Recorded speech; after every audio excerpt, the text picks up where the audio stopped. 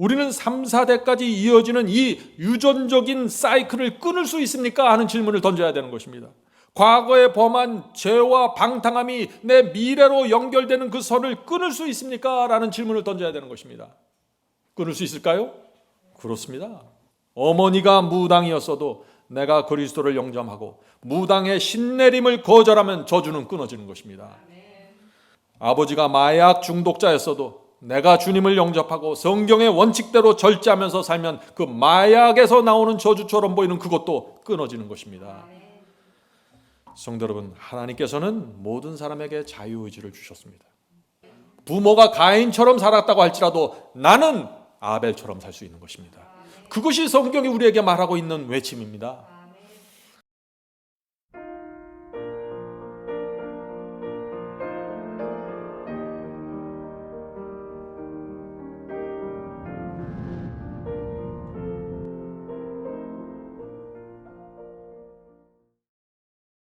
오늘 제가 나눌 말씀은 희망이 없을 때, 희망이 도무지 보이지 않을 때 희망을 찾을 수 있는 방법에 대해서 좀 나누려고 합니다.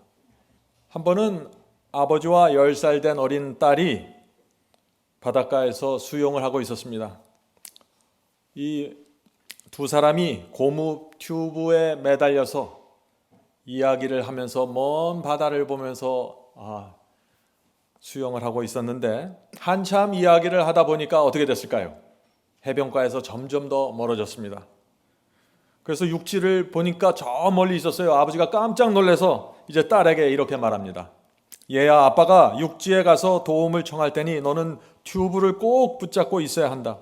시간이 걸리겠지만 네가 튜브를 붙잡고 있는 한 안전할 거야. 이 튜브는 절대 가라앉지 않을 거다. 육지가 점점 더 멀어지고 희망이 없는 것처럼 보일지라도 걱정하지 마라. 아빠는 반드시 돌아올 거다. 이 아버지가 죽을 힘을 다해서 수영해서 이제 해안으로 갔습니다. 그 구조대를 불러 모아서 아이를 구하러 갔죠. 해가 지고 있었습니다. 4시간 만에 딸을 구했습니다. 구조대가 이 딸을 바다에서 건져 올리면서 눈물을 흘리면서 이렇게 말합니다. 얘야, 바다 한가운데서 기다리는 동안 얼마나 무서웠니? 그때 이 아이가 이렇게 대답합니다. 아빠가 튜브를 붙잡고 있으면 절대 안전하다고 했기 때문에 저는 그 말을 믿었습니다. 가끔씩 파도가 쳤고 짠 바닷물을 마실 때마다 정신이 흔들렸지만 인내했습니다. 아빠 말대로 튜브는 어떤 상황에서도 가라앉지 않았습니다. 아빠가 반드시 돌아올 것이라고 했기 때문에 나는 그 말을 믿고 튜브를 붙잡고 있었습니다. 성도 여러분, 저는 이것이 우리의 인생과 매우 비슷하다고 생각이 됩니다.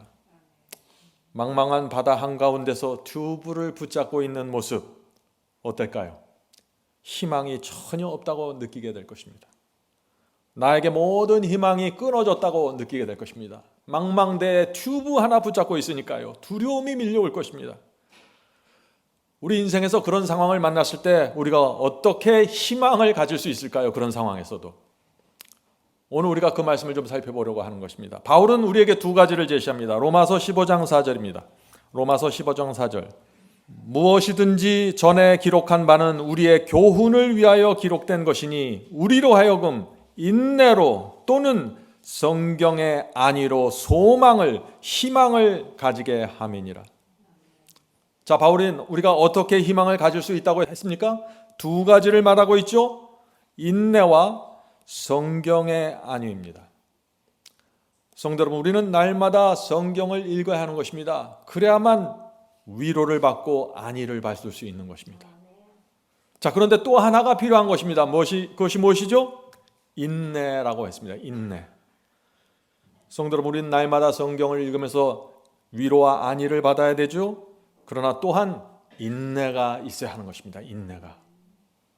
이 2가지를 붙잡고 우리는 망망대해를 지나가게 되는 것입니다. 언제까지요? 아버지가 돌아올 때까지요. 아버지가 돌아올 때까지. 성도 여러분, 두려워할 거 없습니다. 말씀의 튜브를 붙잡고 있는 한 살 수 있습니다. 말씀을 붙잡고 있는 한 어떤 풍파에서도 우리를 바닷속으로 가라앉힐 수 없는 것입니다.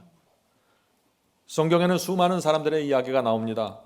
어떤 사람은 깊은 골짜기에 빠져서 허우적거리는 이야기가 나오고, 어떤 사람은 큰 성공으로 높은 산에 올라가 있는 이야기가 나오고, 어떤 사람은 고난의 폭풍이 속에서 절망했고, 어떤 사람은 실패의 늪에 빠져서 낙담했습니다. 어떤 사람은 희망이 전혀 보이지 않는 어둠 속에 갇혀 있었습니다. 우리가 그런 사람들을 볼 때 희망을 보게 되는 것입니다. 하나님께서 나도 그런 절망 속에서 구해 주실 수 있구나 하는 희망 말이죠. 오늘 우리는 야곱의 인생을 좀 살펴보려고 합니다. 야곱의 생애는 어땠습니까? 좌절과 실패입니다. 전혀 희망이 보이지 않는 인생이었습니다. 그런데 그도 희망을 찾았습니다. 야곱은 온갖 시련을 겪었습니다. 자신이 한 거짓말 때문에 가정이 깨졌습니다. 실패와 분노의 시련이었습니다. 또 배반당하는 시련이 왔습니다. 그런데 시련만 있었던 건 아닙니다. 야곱의 인생에 회개와 용서가 있었습니다. 하나님께서 그에게 주시는 안위가 있었습니다. 그의 인생에 새로운 시간이 시작되는 것입니다. 우리도 그의 경험을 할 수 있는 것입니다. 야곱은 하나님으로부터 도망쳤습니다. 그런데 하나님께서 그를 찾아오셨습니다. 모든 것을 잃어버리는 고난이 있었지만 하나님께서 축복으로 그를 인도하셨습니다. 우리도 그런 인도하심을 받을 수 있다 하는 것입니다. 자, 리브가가 에서와 야곱이라는 쌍둥이를 낳았습니다. 쌍둥이로 거의 동시에 태어났는데 에서가 장자권을 갖게 되었습니다. 장자의 권리를 가진 것이죠. 자, 창세기 25장 23절에 그 말씀이 나옵니다. 창세기 25장 23절입니다. 여호와께서 그녀에게 이르시되, 자, 그녀는 리브가죠. 리브가에게 이르시되 두 국민이 내 태중에 있구나. 두 민족이 내 복중에서 나누이리라. 자, 에서와 야곱은 큰 민족의 조상이 된다는 것입니다. 에서는 우상 숭배자들의 조상이 되었고 야곱은 이스라엘 12지파의 조상이 됩니다. 자, 계속해서 읽겠습니다. 이 족속이 저 족속보다 강해졌고 큰 자는 어린 자를 섬기리라. 자, 큰 자 형 에서가 어린 자 야곱을 섬기겠다는 것입니다. 다시 말해서 하나님께서 야곱에게 장자권 권리를 주시겠다고 지금 약속하는 의미가 포함되어 있는 것입니다. 인간의 규칙과 인간의 전통으로는 에서지만은 하나님께서는 지금 야곱을 지목하고 계신 것입니다. 리브가의 마음에 이 하나님의 약속이 새겨졌을까요? 이 어머니의 마음에 깊이 이 동생 야곱에 대한 마음이 새겨졌습니다. 에서는 어렸을 때부터 사냥을 좋아했다고 합니다. 집안에서 어머니를 돕고 대화하기보다는 밖에 나가서 산에 가서 들짐승을 잡는 것을 참 좋아했습니다. 이 아버지 이삭은요, 그런 에서를 좋아했습니다. 그런데 야곱은 또 반대였습니다. 야곱은 가정에서 어머니 리브가를 돕고 어머니와 대화 나누고 성경 이야기, 하나님께 대한 이야기를 나누는 걸 즐거워했습니다. 자, 리브가는 그런 야곱을 사랑한 것입니다. 야곱을 보면서 정말 하나님께서 야곱을 선택하셨구나 하는 마음에 확신을 갖게 된 것입니다. 그래서 이 리브가는 기회가 있을 때마다 남편에게 무엇이라고 말했을까요? 여보, 에서가 아니라 야곱입니다. 하나님께서 내게 그렇게 말씀하셨습니다. 그러나 이삭의 눈에는 야곱이 차질 않았습니다. 에서가 더 남자다웠고 힘이 있었고 집안을 이끌고 갈 장자로 보였습니다. 성도 여러분, 이 이삭과 리브가 이 부부 중에서 누가 하나님의 뜻을 정확하게 알고 있었나요? 리브가입니다. 아내가 더 정확하게 알고 있었어요. 그런데 이 이삭 부부 사이에, 이삭과 리브가 사이에 이 장자권 문제가 합의가 되질 않는 것입니다. 그래서 자꾸 다투게 되는 것이죠. 리브가는 어떻게 해서든지 하나님의 뜻을 이루어지게 하고 싶은데 이 고집센 남편 때문에 안 되는 것입니다. 결국 리브가가 어떤 결정을 할까요? 창세기 27장 5절부터 10절입니다. 창세기 27장 5절부터 10절. 이삭이 그 아들 에서에게 말할 때 리브가가 들었더니, 자, 리브가가 무엇을 들었을까요? 가만히 엿듣는 것입니다. 에서가 사냥하여 오려고 들로 나가매 리브가가 그 아들 야곱에게 알리되 내 부친이 내 형 에서에게 말씀하시는 것을 내가 들으니 이르시기를 나를 위하여 사냥하여 가져다가 별미를 만들어 나로 먹게 하며 죽기 전에 여호와 앞에서 내게 축복하게 하라 하셨으니. 자, 리브가가 무엇을 들었나요? 이삭이 에서에게 장자권을 주겠다는 말을 들은 것입니다. 리브가의 마음이 어땠을까요? 위기의식을 느꼈습니다. 마음이 조급해졌습니다. 그렇게 되면 안 되는데 라고 생각한 것이죠. 이제 더 이상 기다릴 수 없다고 생각하게 된 것입니다. 자, 계속해서 읽어보죠. 그런즉 내 아들아, 야곱입니다. 내 아들 야곱아, 내 말을 쫓아 내가 네게 명하는 대로 염소떼에 가서 거기서 염소의 좋은 새끼를 내게로 가져오면 내가 그곳으로 내 부친을 위하여 그 즐기시는 별미를 만들리니 내가 그것을 가져 내 부친께 드려서 그로 죽으시기 전에 내게 축복하기 위하여 잡수시게 하라. 성도 여러분, 지금 이 리브가가 무엇을 하고 있는 것입니까? 하나님의 약속을 자신의 손으로 이루게 하는 것입니다. 거짓말을 해서라도 하나님의 뜻이 반드시 이루어져야 한다고 생각하는 것입니다. 조급함이 문제였습니다. 리브가는 이 조급한 마음에 자신이 하나님의 뜻을 이루기 위해서 계획을 하게 된 것이죠. 이제 조금만 있으면은 장자권이 에서에게 넘어가게 될 텐데 그것만은 반드시 막아야 된다고 생각한 것입니다. 자, 그래서 리브가가 기다릴 수 없는 것입니다. 하나님 대신 내가 하나님의 뜻을 이루게 해드리겠습니다 라고 기도하기 시작한 것입니다. 무서운 기도입니다. 우리의 인생에 가끔씩 그런 기도를 하게 되는 것입니다. 하나님, 제가 하나님의 뜻을 이루어 드리겠습니다. 물론 우리는 우리의 생애 속에서 희생하고 헌신하면서 하나님의 뜻을 이루기 위해서 우리는 전진하고 믿음으로 나가야 됩니다. 그러나 어떤 때는 그렇게 하지 말아야 할 때가 있다는 것입니다. 이것을 잘 분별하셔야 되는 것입니다. 에서가 사냥하러 나가는 동안 내가 하나님을 도와드려야겠다라고 생각한 것이죠. 이렇게 생각하는 것입니다. 하나님의 뜻은 야곱이 장자권을 갖는 것인데 고집센 저 이삭 남편 때문에 지금까지 하나님의 뜻이 이루어지지 못했으므로 이제 나라도 나서야겠다라고 생각하는 것입니다. 야곱도 어머니의 그 생각에 동의를 했죠. 맞습니다, 어머니. 지금이 마지막 기회입니다. 아버지가 돌아가시기 전에 제가 장자권을 받아내야 합니다. 형은 신앙에 관심이 없지만 저는 하나님을 섬기길 원합니다. 어머니와 저는 이번 기회에 하나님의 뜻이 이루어지게 해야 합니다. 많은 사람들이 하나님의 뜻을 이루기 위해서 이런 식으로 생각이 흘러가는 것입니다. 조심해야 하는 것입니다. 성도 여러분, 야곱과 리브가의 문제가 무엇이었나요?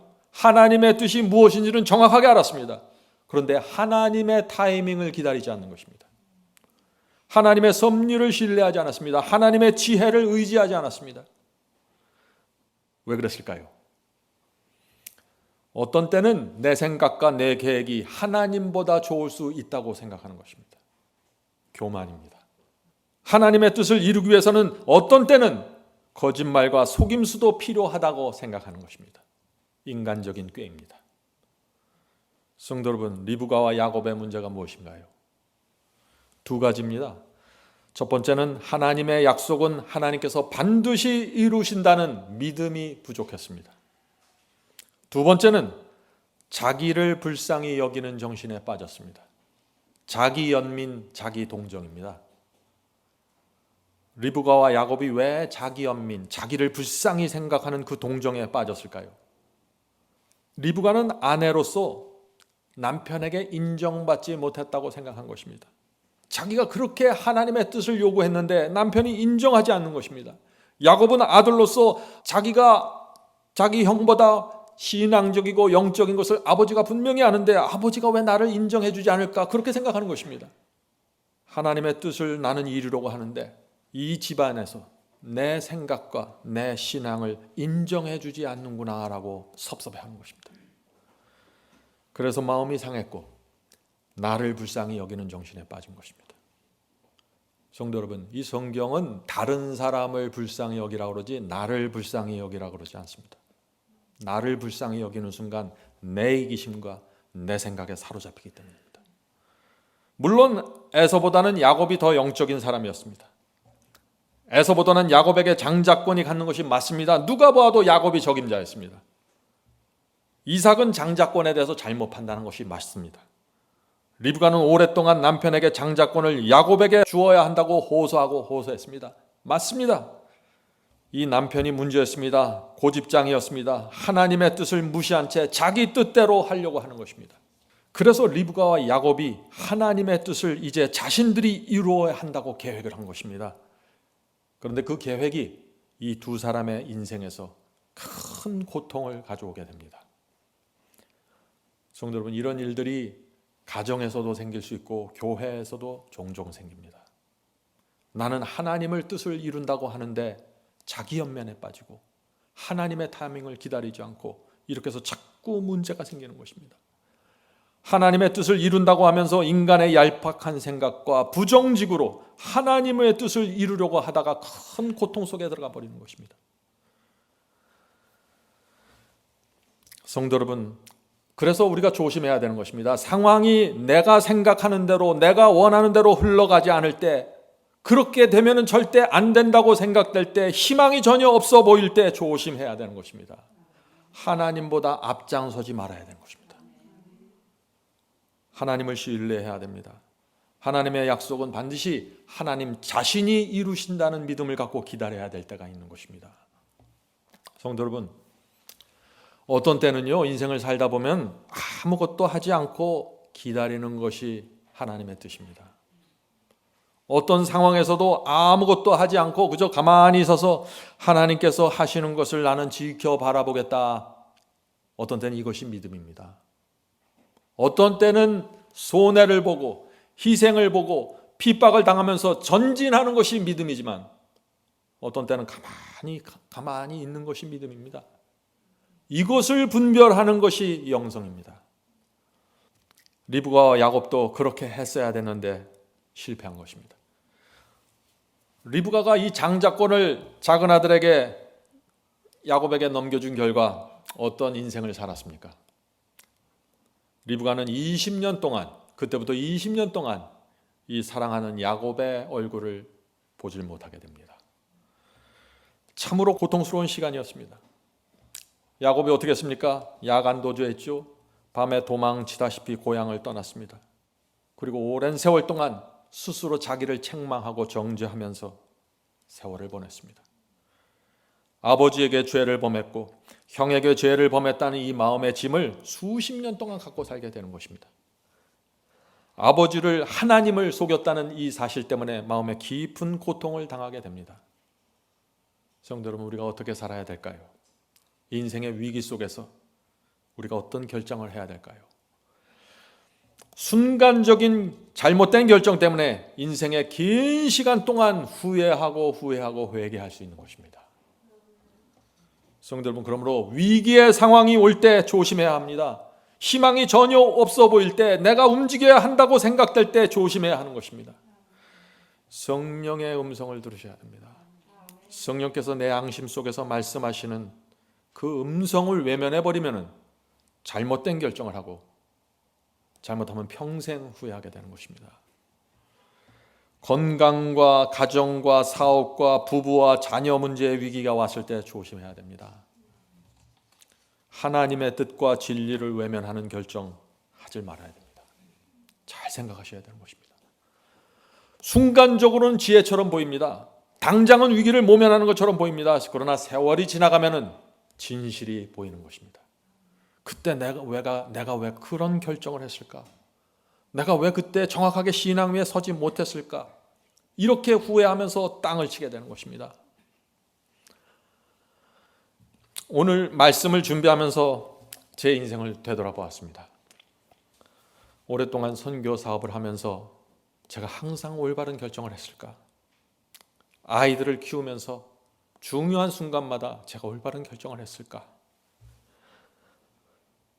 그걸 다 돌아보면은 지금까지 후회가 되는 장면들이 좀 보입니다. 그때는 그것이 최선이라고 생각했는데 이제 와서 되돌아보면 믿음의 부족이었습니다. 겉으로는 아무 문제도 없는 것처럼 보였지만 정말 그때 내 마음이 순수했는가? 그 결정을 한 내 마음속에 다른 것이 있지 않았는가? 되돌아보게 되는 것입니다. 이제 우리의 남은 생애 동안은 그런 일들이 생기지는 말아야 되지 않을까요? 성도 여러분, 이 리브가와 야곱의 이야기를 보면 우리는 참 중요한 교훈을 여기서 배우게 됩니다. 이 리브가는 이 사랑하는 아들 야곱을 외삼촌 라반의 집으로 보냅니다. 이 야곱의 집에서 라반이 있는 곳까지 하란까지는 굉장히 먼 거리입니다. 이 학자들을 이야기를 들어보면은 800km 정도 된다고 합니다. 굉장히 먼 거리죠. 이 야곱이 등에 보따리 하나 지고 뜨거운 광야와 사막길을 지나가는 것입니다. 땀에 흠뻑 젖습니다. 씻지도 못한 채 걷고 또 걸어야 하는 것입니다. 자, 그런데 집을 떠난 지 얼마 안 돼서 야곱은 지쳐갑니다. 몸이 지치고 정신이 지칩니다. 강도와 도적이 나타날까 봐 두려워합니다. 한 번도 이런 생활을 한 적이 없는데 집안에서 엄마 아버지가 주는 밥 먹으면서 편하게 살다가 이제 인생에 도무지 상상할 수 없는 인생 속으로 들어가게 되는 것입니다. 양심의 가책이 밀려오고 하나님께서 나를 버리셨다는 자책감에 두려워 떨게 되는 것입니다. 자, 집을 떠난 지 이틀째 되는 날 밤 착잡한 마음으로 돌베개를 베고 잠을 잡니다. 그런데 그때 하나님께서 찾아오십니다. 꿈에 나타나셨죠? 야곱은 정죄받는 마음으로 하나님을 피했는데 하나님께서 그를 따라오신 것입니다. 성도 여러분, 이것이 하나님이십니다. 하나님은 정말 참 좋은 분이십니다. 하나님께서는 이 모든 희망을 잃고 고개를 숙인 채 터벅터벅 걸어가는 이 야곱을 못 본 척 하실 수가 없었던 것입니다. 눈물을 흘리면서 잠이 든 이 야곱의 꿈에 하나님께서 나타나셨죠. 창세기 28장에 그 말씀이 나옵니다. 창세기 28장 11절 13절입니다. 창세기 28장 11절부터 13절. 한 곳에 이르러는 해가 진지라 거기서 유숙하려고 그곳에 한 돌을 취하여 베게 하고 거기 누워 자더니 꿈에 본즉 사닥다리가 땅 위에 섰는데 그 꼭대기가 하늘에 닿았고 또 본즉 하나님의 사자가 천사들이 그 위에 오르락내리락 하고 또 본즉 여호와께서 그 위에 서서 가라사대 나는 여호와이니 너의 조부 아브라함의 하나님이요 이삭의 하나님이라 너 누운 땅을 내가 너와 네 자손에게 주리라. 놀라운 약속 아닙니까? 하늘로부터 사다리가 내려와서 야곱을 구원하기 위해서 지금 내려오는 것입니다. 이 땅에 세워지는 것입니다. 천사들이 그 사다리를 아래 위로 계속해서 오르락내리락 하는 것이죠. 야곱은 모든 희망을 포기했는데 하나님께서는 야곱을 포기하지 않았습니다. 저와 여러분이 우리 자신을 포기한다고 할지라도 하나님은 우리를 포기하지 않습니다. 그것이 하나님이십니다. 오늘 우리는 하나님이 어떤 분인지 정확하게 알아야 돼요. 그래야만 우리가 이 진리를 따라서 좁은 길을 끝까지 갈 수 있는 것입니다. 성도 여러분, 우리가 모든 희망을 잃어버리고 사업이 망하고 자식이 망하고 인생을 포기할지라도 하나님께서는 포기하지 않습니다. 우리는 우리 자녀를 보면서 저 자식은 가망이 없다고 포기할지 모르지만 하나님께서는 우리 자녀를 포기하지 않으십니다.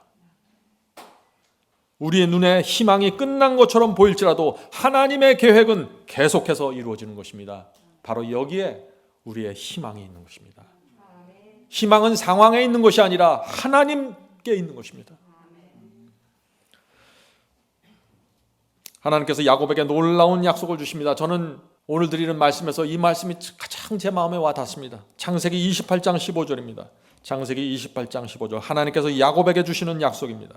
내가 너와 함께 있어 내가 어디로 가든지 너를 지키며 너를 이끌어 이 땅으로 돌아오게 할지라 내가 네게 허락한 것을 다 이루기까지 너를 떠나지 아니하리라.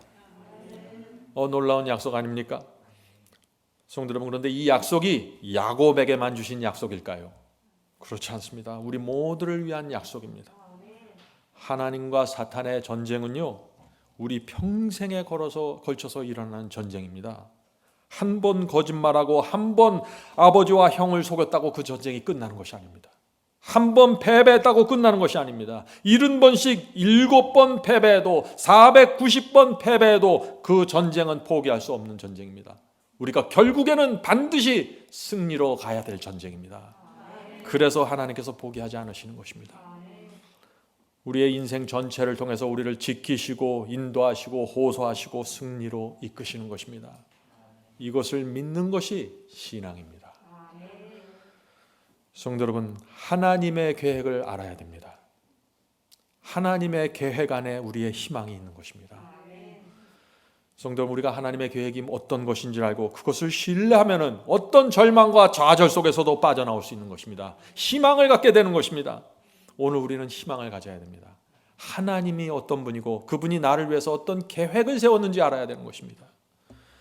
야곱은 실패했습니다. 거짓말했습니다. 고향 땅을 야밤 도주했습니다. 정죄와 고민 속에서 돌베개를 베고 잠이 들었습니다. 하나님께서 그런데 그런 야곱에게 나타나셔서 사다리를 내려주면서 희망을 주시는 것입니다. 성도 여러분, 우리도 좌절해서 넘어져 있을 때 하늘에서 사다리가 내려온다는 것을 기억하셔야 됩니다. 우리가 어떤 절망 속에 있든지 하나님께서는 사다리를 통해서 우리의 절망 깊은 곳까지 오십니다. 자녀에 대한 절망, 돈에 대한 절망, 부부 사이에 대한 절망이 여러분 속에 있습니까? 염려하지 마십시오. 하나님께서 사다리를 내려주십니다. 그 사다리가 무엇인가요? 그 사다리가 무엇입니까? 그 사다리는 그리스도십니다. 이 사다리는 한 끝은 하늘에 닿았고 한 끝은 이 땅에 세워졌다고 했습니다. 그리스도의 성육신입니다. 그리스도께서 땅에 있는 우리를 하늘과 연결시켜 주십니다. 그것이 희망입니다. 그리스도께서 주시는 희망은 이것입니다. 내가 너와 함께 있어 내가 어디로 가든지 너를 지키며 너를 이끌어 이 땅으로 돌아오게 할지라. 내가 내게 허락한 것을 다 이루기까지 너를 떠나지 아니하리라. 성도 여러분, 이 말씀을 잘 들여다보면요, 이 안에 4개의 약속이 있습니다. 4개의 약속입니다. 첫 번째 약속이 무엇입니까? 내가 너와 함께 있다는 약속입니다. 절망과 낙담 속에 있을 때, 하소연할 사람이 없어서 방구석에 혼자 앉아서 눈물 흘릴 때, 아버지와 어머니와 가족조차 나를 도와주지 못할 때, 희망을 잃고서 피곤해서 지쳐서 잠들어 있을 때 하나님께서 사다리를 주면서 약속하십니다. 내가 너와 함께 있겠다. 이 말씀 한마디로 우리 마음속에 소망이 생기는 것입니다. 자, 두 번째 약속은 무엇입니까? 내가 너를 지키겠다는 것입니다. 인생이 무너지고 실패한 것처럼 보여도 내가 너를 끝까지 지켜주겠다. 하나님의 약속입니다. 무엇을 약속하시는 건가요? 사탄의 공격에서 우리가 쓰러지고 넘어져도 내가 반드시 너를 지키고 지켜서 하늘로 데려가겠다는 약속입니다. 내가 너를 지키겠다. 자, 세 번째 약속 무엇입니까? 내가 너와 함께 있어 내가 어디로 가든지 너를 지키며 너를 이끌어 이 땅으로 돌아오게 할지라. 자, 세 번째 약속, 하나님께서 약속하신 땅으로 우리를 돌아가게 한다는 것입니다. 여러 해가 걸릴 수 있습니다. 수십 년이 걸릴 수 있습니다. 그러나 하나님께서 너를 반드시 내가 약속한 하늘 가나안 땅으로 들어오게 할 것이다. 이것이 약속입니다. 세 번째 약속입니다. 그래서 우리가 희망이 있는 것입니다. 성도 여러분, 어떤 때는 수십 년이 걸리는 것처럼 보입니다. 전혀 이루어지지 않을 것처럼 느껴집니다. 그러나 하나님께서 반드시 우리를 하늘 가나안으로 데려가겠다고 약속하시는 것입니다.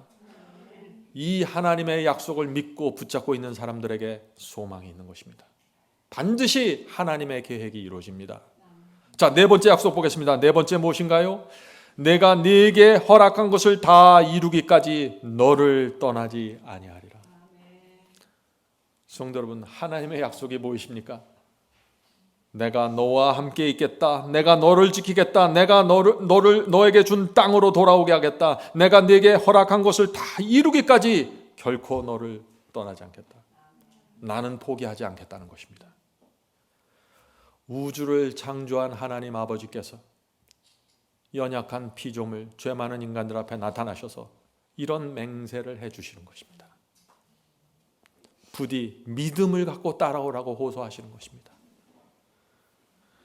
성도 여러분, 주님을 믿는 사람들이 왜 자꾸 희망을 잃어버릴까요? 하나님을 내 수준으로 생각해서 그래요. 하나님도 내가 조금만 잘못하면 삐져서 속상해할 것으로 생각합니다. 왜요? 내가 그러니까. 내가 죄를 범하면 못마땅해서 말도 붙이지 않을 것이라고 하나님을 생각해요. 왜요? 내가 그렇게 상대방을 대하니까. 하나님은 그런 분이 아니십니다. 물론 하나님이 거짓말로 이 야곱이 장자권을 얻었을 때 하나님의 마음은 참 슬펐습니다. 야곱이 믿음을 잃어버리고 사탄의 성품을 드러냈을 때 하나님의 마음은 아팠습니다. 그러나 광야 길을 걸어가면서 고개를 숙이고 자기를 자책하면서 고통당하는 야곱을 보실 때 하나님의 마음이 아파서 가만히 있을 수 없었던 것입니다. 그래서 걱정하지 마라 야곱아, 내가 너를 끝까지 지켜주겠다고 약속하시는 것입니다. 하나님은 그런 분이십니다. 그래서 우리 인생 속에서 하나님을 놓쳐버리면 다 잃어버리는 것입니다.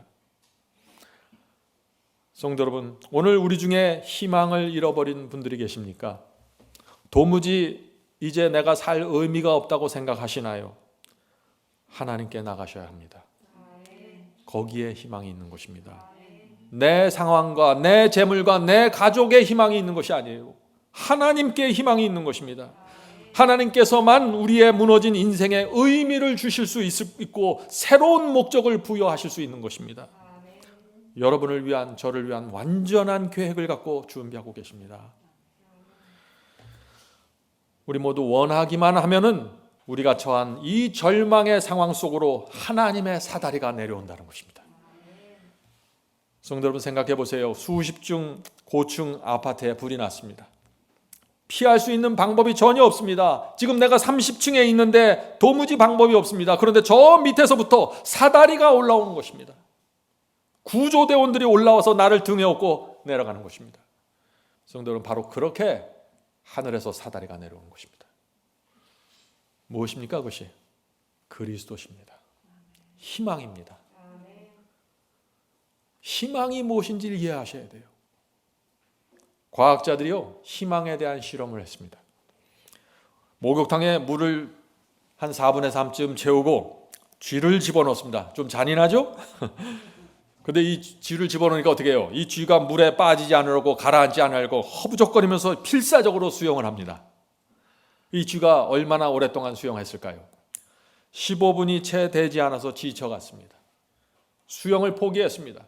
왜 포기했을까요? 희망이 없다고 생각하신 것입니다.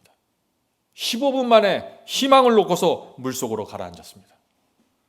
그래서 이 과학자들이 다시 실험을 했습니다. 이번에는 똑같은 목욕탕에 쥐를 다시 집어넣었는데 5분에 한 번씩 쥐를 건져주었습니다. 자, 5분에 한 번씩 무엇을 한 것입니까? 희망을 준 것입니다. 쥐들이 어떻게 됐을까요? 얼마나 오래 수영했을까요? 얼마나 오랫동안 포기하지 않았을까요? 놀랍게도 24시간이 지났는데 여전히 희망을 버리지 않고 수영을 했습니다. 손으로 건져주지 않았을 때는 15분 만에 포기하고 물속에 가라앉았는데 5분 만에 한 번씩 건져주면서 희망을 주니까 24시간이 지나도 여전히 팔다리를 움직이면서 수영하고 있는 것입니다. 성도 여러분, 이것이 희망이 주는 파워입니다. 이 파워를 받아야만 이 세상 망망대해를 지나갈 수 있는 것입니다. 그리스도께서 우리의 희망이 되는 것입니다. 하나님의 계획은 우리 혼자서 수영 열심히 해서 우리 힘으로 잘해서 하늘 가나안 들어가는 것이 아니에요. 그건 착각하지 마세요. 그렇게 가면은 좁은 길을 끝까지 갈 수 없는 것이에요. 하나님의 약속은 이것입니다. 내가 너와 함께 있겠다. 내가 너를 지키겠다. 내가 너를 위해서 준 땅 하늘 본향으로 내가 너를 집어넣겠다. 내가 너에게 허락한 것을 다 이루기까지 결코 너를 떠나지 않겠다. 이것보다 놀라운 약속이 어디 있어요? 하늘에 하나님께서 주시는 약속입니다. 이건 제가 하는 약속이 아니에요. 성도 여러분, 희망이 보이시나요? 희망을 보아야 합니다. 하나님께서는 우리가 좌절해서 주저앉아 있을 때 사다리를 내려주시고 사다리를 통해서 천사들이 오르락내리락 하면서 우리를 도와주게 하시는 것입니다. 여러분들 가정이 무너지셨습니까? 부부관계가 깨졌나요? 자녀들이 등을 돌리고 떠났습니까? 직장을 잃어버렸습니까? 죄책감과 마음의 깊은 상처 때문에 고통당하시나요? 매달 들어오는 수입이 말라가십니까? 주변에 있는 사람들이 나에게 등을 돌린 것처럼 외톨이로 느끼십니까? 다시는 내 신앙이 회복될 것 같지 않다는 그런 절망 속에 있나요? 염려하지 마십시오. 희망이 있습니다. 하나님께서 우리와 함께 계십니다. 우리와 함께 끝까지 가십니다. 우리가 희망을 놓지 않고 그 손을 놓지 않는 한 하나님은 포기하지 않습니다. 성도 여러분, 하나님께서는 저와 여러분의 영혼이 처참하게 무너지는 것을 내버려 두지 않습니다. 하나님의 뜻을 다 이루실 때까지 붙잡아 주시고 붙잡아 주십니다. 여기에 희망이 있는 것이 아닐까요? 성도 여러분, 야곱은 깊은 고민을 갖고 잠이 들었습니다. 밤에 하나님의 약속을 그런데 보았습니다. 자, 아침에 야곱이 일어났는데 야곱의 상태가 어땠을까요? 여전히 고민하고 좌절하고 낙담했을까요? 아닙니다. 야곱은 새 사람이 되었습니다. 새로운 희망을 가진 것입니다. 새로운 결심을 갖고 라반의 집으로, 외삼촌의 집으로 하란을 향해서 걸어갔습니다. 그런데 거기서 누구를 만나나요? 라헬을 만납니다. 어떻게 됐습니까? 첫눈에 반하죠. 성도 여러분, 마음에 희망이 있어야 사랑도 찾는 것이에요. 그냥 고개 숙이고 낙담하고 절망 속에 있는데 누가 오겠어요? 희망을 가지셔야 돼요. 인생을 새롭게 시작하려면 희망을 가져야 됩니다. 그리스도께서 우리의 희망이 되시는 것입니다. 야곱은 라반의 딸 라헬을 아내로 얻기 위해서 얼마 동안 일했나요? 7년 동안 일했습니다. 그런데 라반에게 속아서 또 7년 더 일했습니다. 그래서 14년 일하게 되는 것입니다. 야곱은 아버지에게 한 번 거짓말했는데 이제 라반에게서 속아갖고 14년 동안, 긴 세월 동안 고된 노동을 하게 됩니다. 성도 여러분, 참 이상하죠? 하나님께서 분명히 함께 하신다고 했고 지켜주시겠다고 했는데 왜 야곱의 생애 속에 이런 일들이 생길까요? 많은 사람들이 여기서 고민에 다시 빠지는 것입니다. 성도 여러분, 우리가 기억할 원칙이 있는데 그것은 뿌린 대로 거둔다는 원칙입니다. 하나님께서는 그 원칙을 무시하고 우리의 인생을 인도하실 수 없습니다. 물론 야곱은 회개했습니다. 하나님의 용서를 받았습니다. 그러나 내가 뿌린 것은 거두어야 하는 것입니다. 갈라디아 6장 7절, 킹제임스 성경으로 읽겠습니다. 갈라디아 6장 7절입니다. 스스로 속이지 말라. 하나님은 우롱당하지 아니하시나니 사람이 무엇으로 심든지 그대로 거두리라. 성도 여러분, 저는 오래전에 뿌린 씨를 지금도 거두는 것처럼 느낄 때가 있어요. 우리의 인생에서 뿌린 씨들을 우리의 인생 속에서 언젠가는 거두게 되는 것입니다. 성도 여러분, 오늘 우리가 한 결정은 반드시 결과를 거둘 수 있습니다. 우리가 살아있는 동안 거두지 못하면 우리가 하나님의 심판대 앞에 나가서 거두게 되는 것입니다. 반드시 거두는 것입니다. 우리가 한 선택과 결정은 세월이 흐른 뒤에 우리의 인생에서 한 번 더 만날 수 있는 것입니다. 야곱도 마찬가지죠. 야곱이 회개했습니다. 새 마음을 받았습니다. 그러나 갑자기 인생이 달라진 것은 아닙니다. 여전히 그는 광야길을 걸어야 했고 배고파야 했습니다. 그 거짓말의 결과로 인생의 길이 달라지게 되었고 그 상처가 한동안 지속이 되는 것입니다.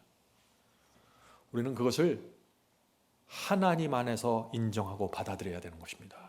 그것도 신앙의 한 부분입니다. 그래서 성경은 이런 말씀이 있는 것입니다. 민수기 14장 18절입니다. 민수기 14장 18절. 아버지의 죄악을 자식에게 갚아 3, 4대까지 이르게 하리라.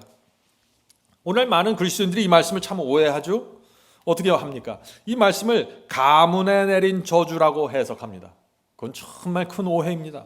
아버지가 죄를 범하면 3, 4대 후손들까지 저주를 받는다는 것입니다. 정말 그럴까요?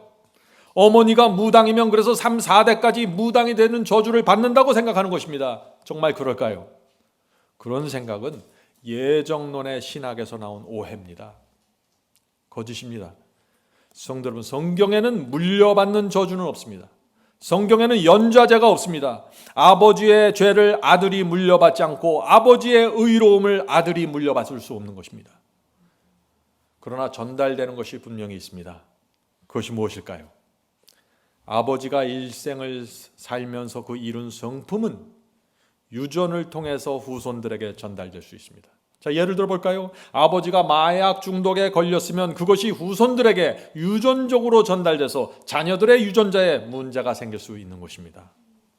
어머니가 유방암으로 돌아가셨으면 그 딸들 중에 유방암이 생길 확률이 높아지는 것입니다. 그런데 그것은 하나님의 저주가 아니라 생물학적 유전입니다. 하나님께서 저주하시는 것이 아닙니다. 여기에 오해가 있으면 안 된다는 것입니다. 성도 여러분, 그러므로 우리는 이 질문을 던져야 하는 것입니다. 우리는 3, 4대까지 이어지는 이 유전적인 사이클을 끊을 수 있습니까? 하는 질문을 던져야 되는 것입니다. 과거에 범한 죄와 방탕함이 내 미래로 연결되는 그 선을 끊을 수 있습니까? 라는 질문을 던져야 되는 것입니다. 끊을 수 있을까요? 그렇습니다. 희망이 있는 것입니다. 우리는 이 3, 4대로 넘어가는 이 저주처럼 보이는 이 사이클을 끊을 수 있는 것입니다. 어머니가 무당이었어도 내가 그리스도를 영접하고 무당의 신내림을 거절하면 저주는 끊어지는 것입니다. 귀신이 내 귀에 속삭여서 무당이 되라고 속삭여도 내가 그것을 물리치고 믿음으로 전진하고 진리 안에 들어가서 숨어 있으면 끊어지는 것입니다. 아버지가 마약 중독자였어도 내가 주님을 영접하고 성경의 원칙대로 절제하면서 살면 그 마약에서 나오는 저주처럼 보이는 그것도 끊어지는 것입니다. 할머니와 어머니가 유방암에 걸렸어도 내가 주님을 영접하고 성경이 말하는 이 건강의 원칙 속에서 살아가면 암의 저주처럼 보이는 그것도 끊어질 수 있는 것입니다. 제 말이 아닙니다. 이것은 현대 과학이 말하는 예방의학입니다. 성도 여러분, 하나님께서는 모든 사람에게 자유의지를 주셨습니다. 선택할 수 있는 권리를 주셨습니다. 우리가 하나님의 뜻대로 살고 진리에 순종하면서 살면 부모와는 전혀 다른 인생을 살아갈 수 있는 것입니다. 부모가 가인처럼 살았다고 할지라도 나는 아벨처럼 살 수 있는 것입니다. 그것이 성경이 우리에게 말하고 있는 외침입니다. 하나님께서 온 마음을 다해 주 앞에 나오는 영혼들을 받아주십니다. 새 마음을 주시고 새 피조물로 만들어 주셔서 새 길을 열어주시는 것입니다. 그래서 부모와 전혀 다른 길을 걸어가게 되는 것입니다. 여기에 우리의 희망이 있는 것이 아닐까요? 가문의 저주란 없습니다. 성도 여러분, 야곱의 인생에서도 그의 거짓말이 남긴 죄의 저주가 끊어지는 것을 우리가 볼 수 있는 것입니다. 그러나 거짓말이 남긴 그 상처가 치유되는 데는 오랜 세월이 걸리는 것입니다.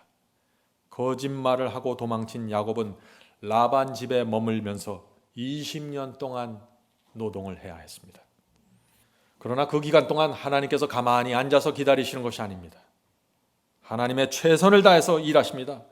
야곱은 그래서 자기 집에서는 절대 배울 수 없었던 귀한 진리의 교훈을 라반의 집에서 가장 악한 상황 속에서 배우게 되는 것입니다. 하나님의 훈련 학교에 들어가는 것입니다. 야곱이 무엇을 배웠나요?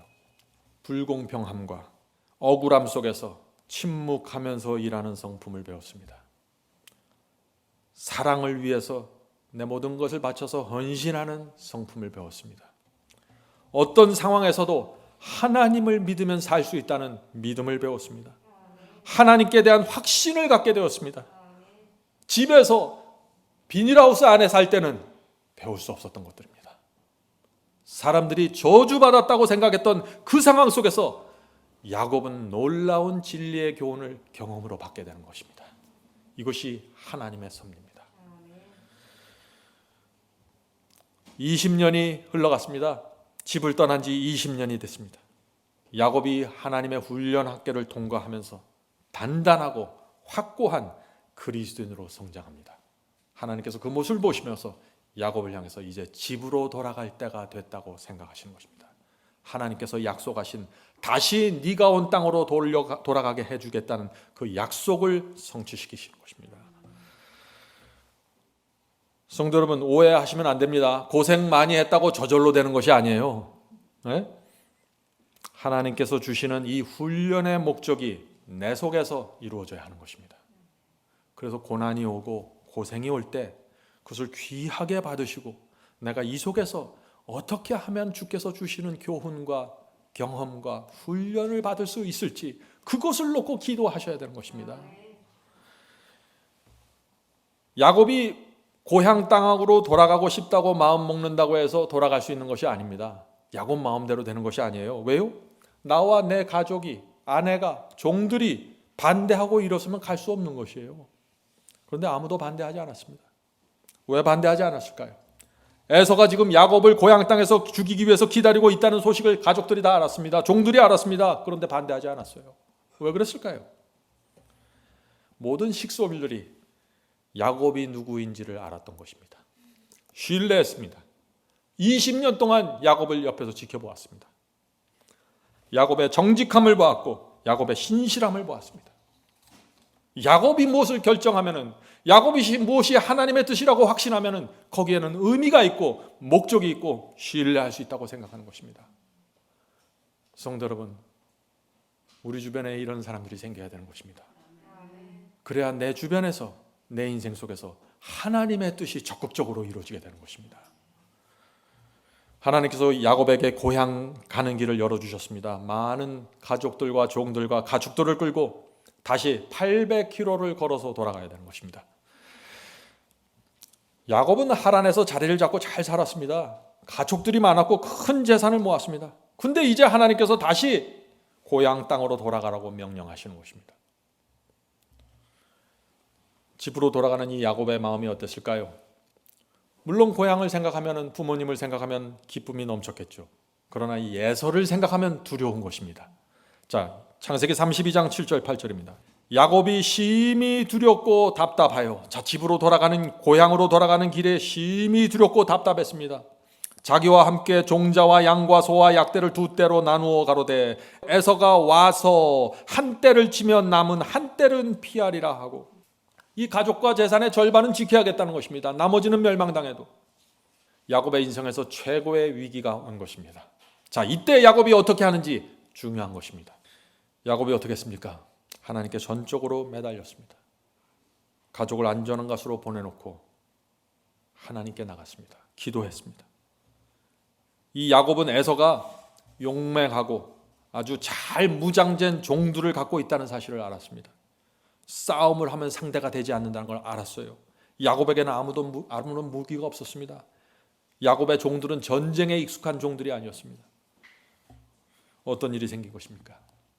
하나님께서 지금 약속하신 그곳으로 지금 가라고 하셔서 가고 있는데, 순종하고 있는데 최고의 위기가 오는 것입니다. 야곱이 이것을 어떻게 이해할까요? 이 위기를 대하는 야곱의 태도가 무엇일까요? 오늘 이것을 배워야 하는 것입니다. 야곱이 하나님께 불평했을까요? 내가 가진 이 종들은 너무나 약해서, 무능력해서 그래서 참 답답하다, 원망했을까요? 아내에게 내가 고향으로 돌아가는 것을 왜 그때 막지 않았냐고 아내들을 원망했을까요? 그렇게 하지 않았습니다. 하나님께 매달렸습니다. 성도 여러분, 위기의 상황이 올 때, 우리 인생에 어려움이 올 때 많은 사람들이, 우리들이 나도 모르는 사이에 자꾸 사람 탓하고 사람들을 원망하는 충동을 느끼게 됩니다. 저 사람 때문에 이렇게 됐다, 누구 때문에 이렇게 됐다, 누구 때문에 내가 망했다, 자꾸 그런 말을 하고자 하는 충동을 느끼게 되는 것입니다. 위기가 왔을 때, 가정의 위기가 왔을 때 부모가 자녀를 원망하면 어떤 문제가 생길까요? 자녀가 부모의 신앙에 무엇인지, 기독교 신앙의 실체를 보지 못하게 되는 것입니다. 일이 잘 풀리지 않을 때 내 믿지 않는 남편을 자꾸 원망하면 어떻게 될까요? 신앙이 없는 남편이 아내의 신앙이 무엇인지 모르게 되는 것입니다. 아내는 늘 기도하고 성경을 읽고 새벽기도 나가는데 도대체 이 위기의 순간에 아내의 신앙은 무엇인가? 하나님은 어떤 분인가? 오해하게 되는 것입니다. 위기 때 중요한 것입니다. 새끼 밥이 들어오고 따뜻하고 모든 것이 잘 풀릴 때는 누구나 잘합니다. 유교를 믿든지 불교를 믿든지 기독교를 믿든지 다 잘합니다. 그때는 위기의 순간에 하나님을 믿는 사람들이 나타나게 되는 것입니다.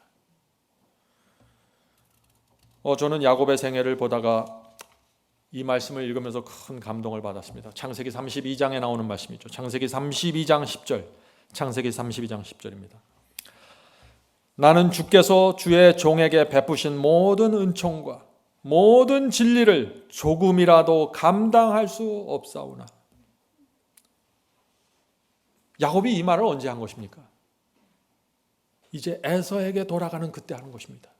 두렵고 떨면서 자기 인생의 최대의 위기라고 생각하는 그때 이런 말을 한 것입니다. 하나님께서 지난 20년 동안 나에게 베푸신 은혜와 내게 주신 모든 진리에 감사합니다. 우리에게 정말 이 야곱의 신앙과 성품이 필요한 것입니다. 은혜와 진리에 감사하는 이 신앙, 이것을 가져야 우리도 야곱이 간 길을 가지 않겠습니까? 성도 여러분, 야곱을 보세요. 상황을 보면 충분히 원망할 수 있는 상황이었습니다. 하란에서 오랫동안 쌓아왔던 그 안정된 생활, 사람들의 지지와 평판을 다 내려놓고 이제 주께서 명하신 대로 이 원수 에서가 있는 곳으로 지금 가는 것입니다. 순종했습니다. 그런데 에서가 군대를 이끌고 죽이기 위해서 온다는 소식처럼 그런 악한 소식이 들려오는 것입니다. 내가 이렇게 순종하면 하나님께서 알아서 길을 열어주셔서 평탄한 길을 갈 줄 알았는데 지금 기대대로 되지 않는 것입니다. 온 가족의 생명이 위험하게 되었습니다. 20년 동안 쌓은 재산을 잃어버리게 되었습니다. 그런데 이 야곱의 입에서 원망이 나오질 않는 것입니다. 저는 이 야곱의 이 모습을 볼 때 참 부끄러웠습니다. 아직도 하나님께서 나를 많이 연단시키고 훈련시켜 주셔야겠구나. 너무 부족하다.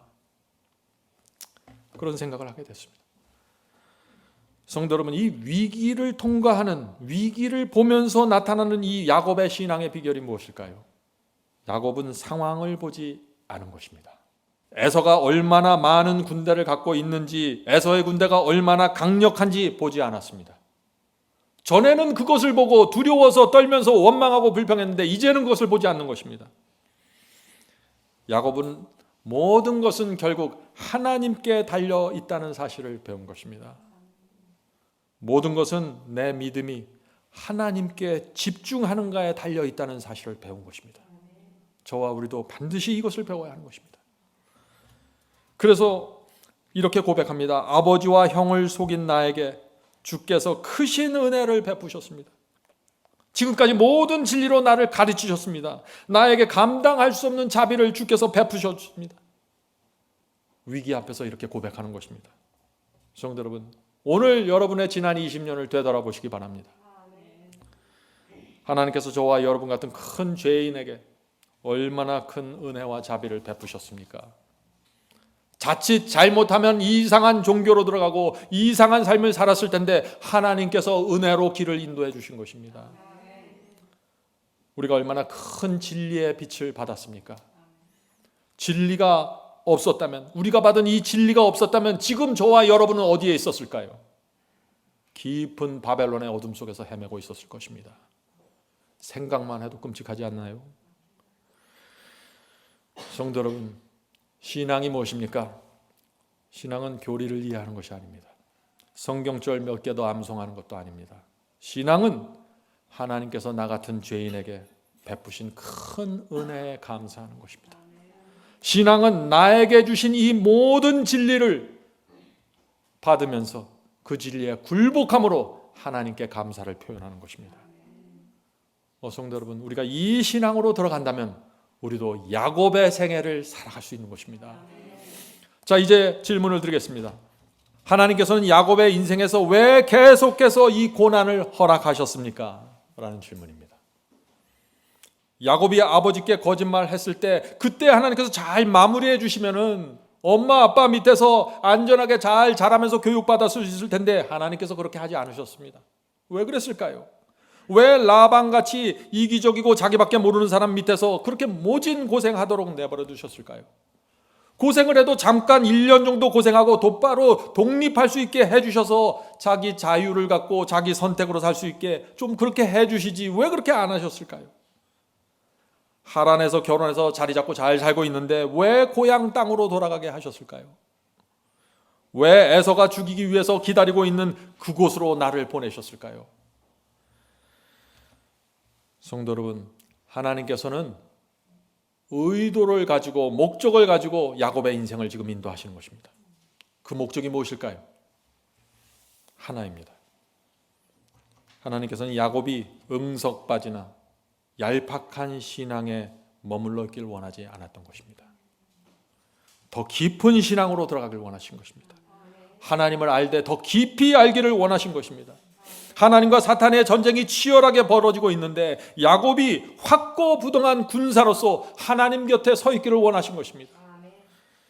성도 여러분, 하늘 예루살렘 성문에는 12대문이 있습니다. 그 12대문 위에 어떤 이름이 적혀 있습니까? 야곱의 12아들들 이름이 적혀 있는 것입니다. 왜 그들의 이름이 적혀 있을까요? 왜 하나님께서 이 야곱의 12아들의 이름을 각 대문마다 기록해 두셨을까요? 어떤 사람들은 말하죠. 유대인들이 14만 4천이고 그들이 세상 복음을 끝까지 전파했기 때문에 유대인들의 그 행동과 그들의 믿음을 기리기 위해서 하나님께서 그 유대인의 12지파의 이름을 기록했다고요. 그것이 아니에요. 지금 그런 뜻이 아니잖아요, 이게. 12아들의 아비 야곱은 속이는 자였습니다. 그 12아들들의 생애를 보면 참 문제가 많은 사람들입니다. 그들의 생애를 보면 형편없습니다. 어떤 땐 나보다도 못해요. 보통 사람들보다 못한 사람들도 그 12아들 속에 12지파 속에 많이 있었어요. 그런데 하나님께서 그들의 이름을 12대문 하늘 천국문 위에다 세우신 것입니다. 왜 그렇게 하셨을까요? 하나님께서 그들을 승리로 이끄셨다는 것입니다. 그들을 기념하는 것이 아니라 하나님의 능력을 기념하기 위해서 12대문 위에 그들의 이름을 박아두신 것이에요. 고난을 통해서 성품을 변화시키신 하나님의 은혜와 능력을 기념하는 것입니다. 아주 얄팍한 사람이었는데, 자기밖에 모르는 사람이었는데 깊은 사람으로 만들으셨다고 하나님께서 기록하신 것입니다. 하늘에서 살 수 있는 새 이름을 다 받은 사람들입니다. 하나님께서 그런 사람들을 그렇게 변화시켰는데 저와 여러분을 변화시키지 못할까요? 충분히 하실 수 있는 것입니다. 여기에 복음이 있는 것입니다. 성도 여러분, 저는 하늘 성문에 들어갈 날을 기다리면서 하나님께 훈련받기를 원합니다. 훈련이 아직 부족하다는 사실을 제가 인정할 수밖에 없습니다. 여러분은 어떻습니까? 우리 모두에게 어떤 면에서 고난이 부족한 것이 아닐까요? 그래서 너무나 얄팍하고 너무나 뻔뻔스럽고 너무나 교만한 것이 아닐까요? 성도 여러분, 야곱이 20년 다양살이를 마치고 고향으로 돌아가는 것처럼 우리도 이 땅에서 다양살이 하면서 훈련 잘 받으면 하늘 본향으로 돌아가게 될 것입니다. 하나님께서 우리 모두를 그날까지 지키시고 인도해 주시길 간절히 바랍니다. 하늘에 계신 저희들의 아버지, 저희의 소원은 주님께 더 가까이 가기 원하는 것입니다. 그래서 희망이 전혀 보이지 않을 때 희망을 보는 신앙을 저희가 갖기 원합니다. 주여, 저희의 눈을 열어주셔서 하나님의 마음과 하나님의 계획과 하나님의 자비를 보여주시옵소서. 그 안에서 희망을 발견하게 역사해 주시옵소서. 저희가 지금 고난 속에서 절망에 있다면 지금 이것이 하나님께서 저희를 훈련시켜서 하늘 가나안으로 이끄는 하나의 과정이고 수단이라는 사실을 저희가 기억할 수 있도록 도와주시옵소서. 하나님께서 저주하셨다는 그 사상으로부터 완전히 벗어나게 도와주시옵소서. 하늘에 계신 아버지, 이제 이 시간에 저희의 마음을 하나님께 드립니다. 저희의 절망에서, 저희의 낙담에서, 저희의 외로움 속에서 저희를 건져 주셔서 하늘에서 내려오는 사다리의 희망을 볼 수 있게 도와주시옵소서. 저희가 이제 고개를 들어서 하나님을 보면서 살 수 있도록 도와주시옵소서. 저희가 희망을 찾을 때 저희 상황 속에서 찾지 않게 해주시옵소서. 희망은 저희 직장도 아니고 저희 은행 계좌도 아니고 저희 자녀도 아니고 저희 가족도 아닙니다. 희망은 하나님께 있다는 사실을 잊지 않도록 도와주시옵소서. 하늘에 계신 아버지, 오늘 무릎 꿇고 기도하는 저희 모든 성도들에게 함께하여 주셔서 희망이 없는 곳에서 희망을 찾아 발견하고 힘차게 주님을 향해서 걷는 그 신앙으로 들어가게 인도해 주시옵소서. 예수님의 이름으로 간절하게 기도드립니다.